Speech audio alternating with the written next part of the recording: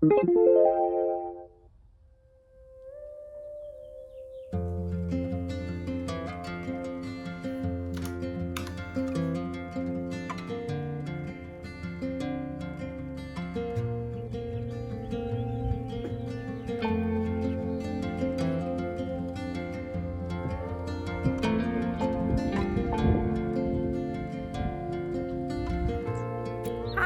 to another vlog. Same day, different sweater. I am sitting out here in the yard on my quilt, enjoying my lunch break, which is cut short today because I had a lot of editing work to do this morning. It was an unexpected surge of editing that I had to take care of, and it took all morning. Willow's here. Come here. Say hi. Say hi. Yeah. This is Willow's favorite weather. Mine too. Yeah. Yeah.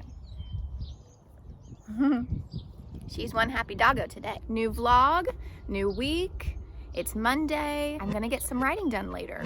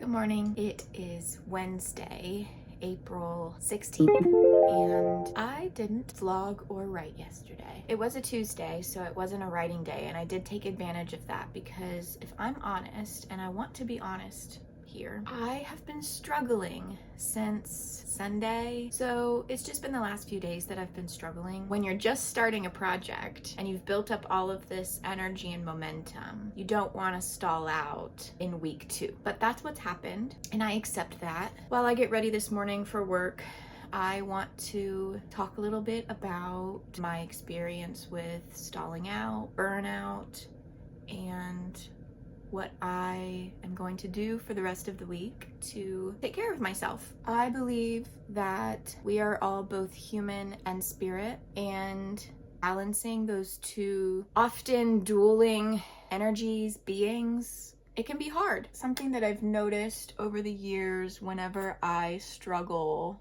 with writing, when I am stalling out, it's often because I've neglected my spirit. I've gotten caught up in the human experience and what my physical body is doing, and I forget to ground into myself and find my center.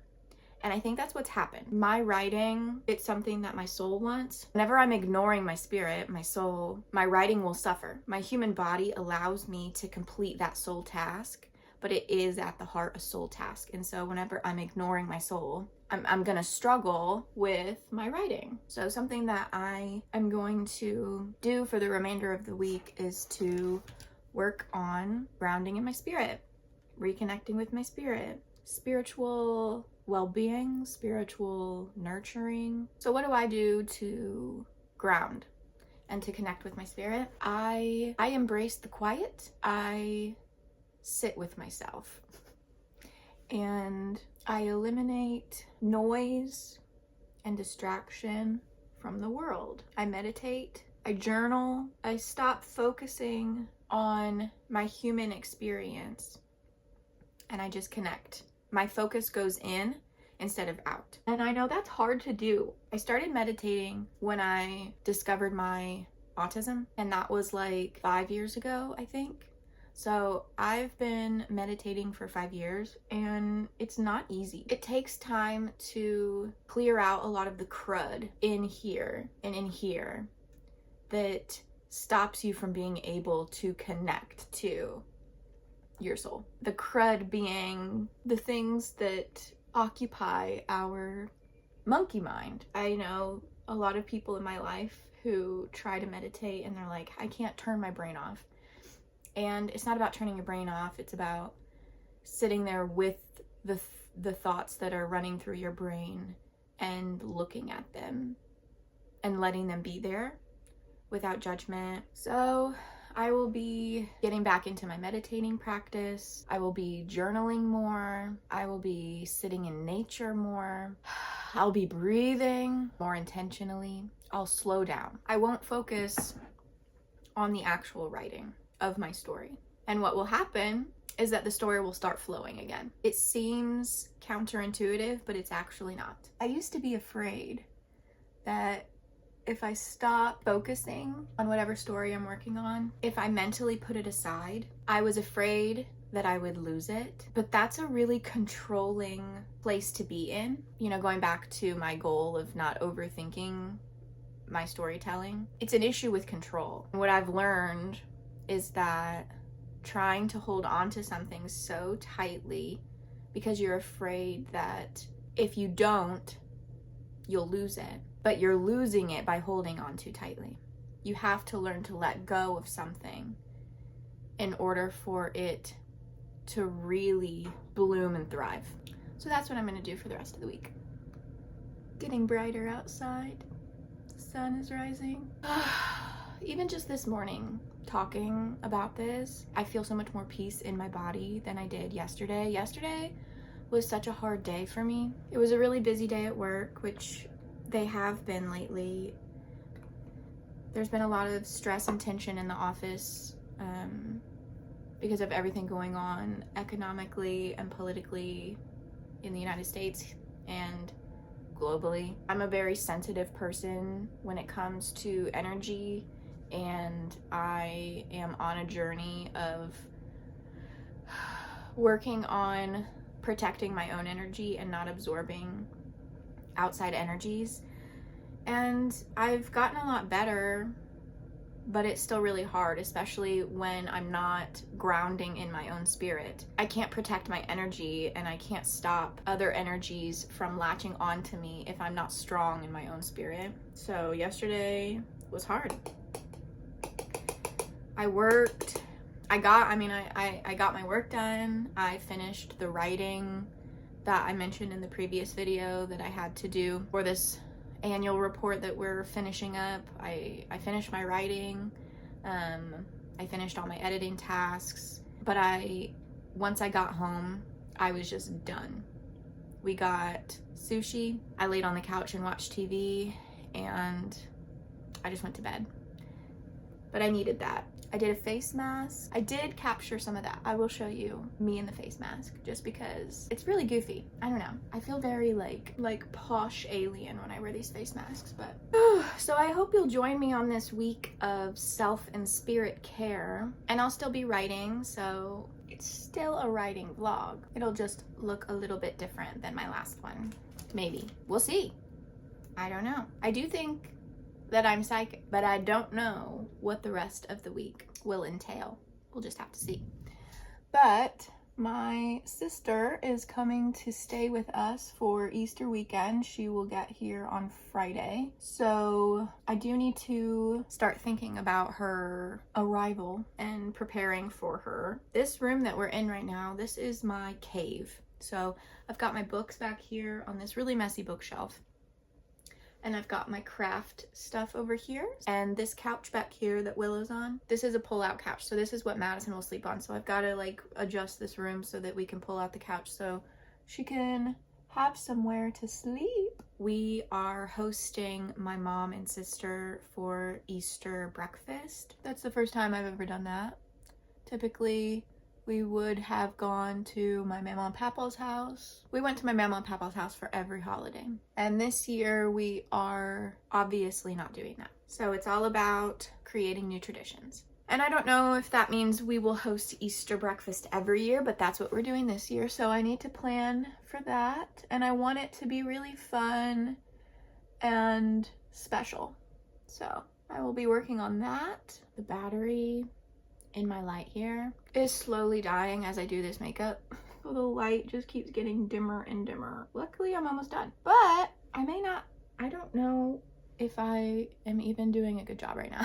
First of all, I can barely see because I don't have my glasses on and I'm nearly blind, literally. And then the light's dying. So hopefully I don't look completely terrible.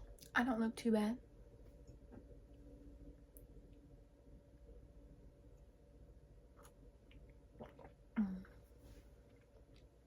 All right, time to go to work.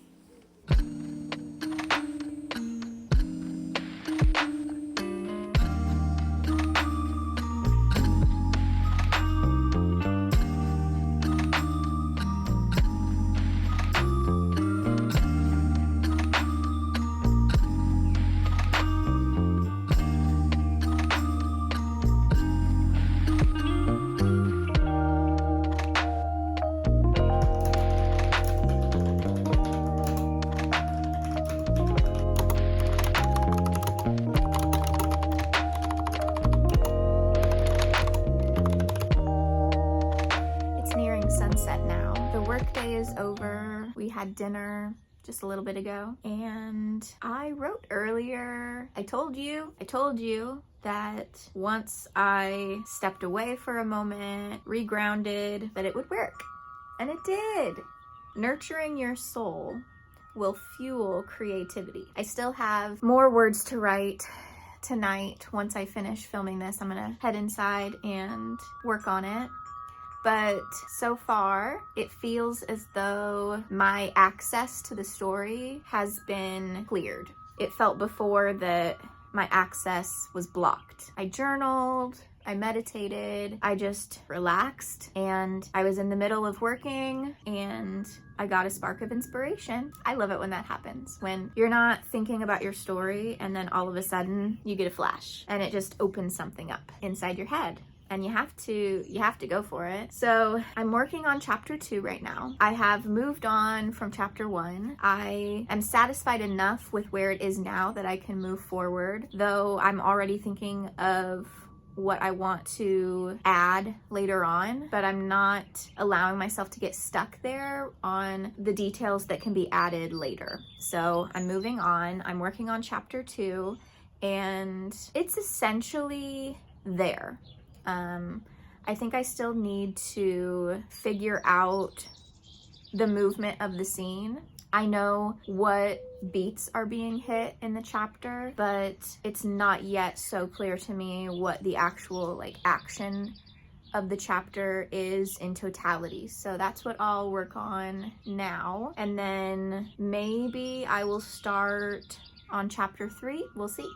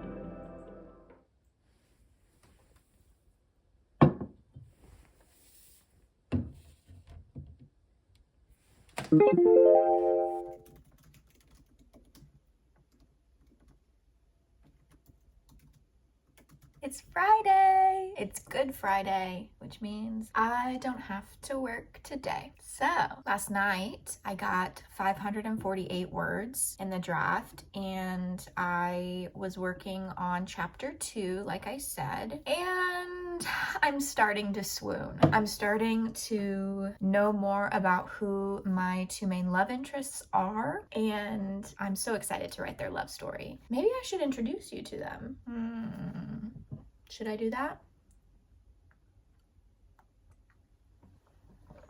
Okay, so music plays a big part in this project. The male lead is a pianist. He is recently out of a rehab retreat for alcohol abuse, and he is moving back home to be the in-house pianist for the local inn. And the local inn is owned by my female lead's family. My female lead is a historian, and she works for the Historical Society, and she is doing a project on the local music scene that is actually a really big part of the town's history and culture. So she's doing this project, and he helps her with this project. And along the way, they discover that she can sing. And so as they work on this project together, he helps her find her voice. His struggle with alcohol is a heavy topic. I really want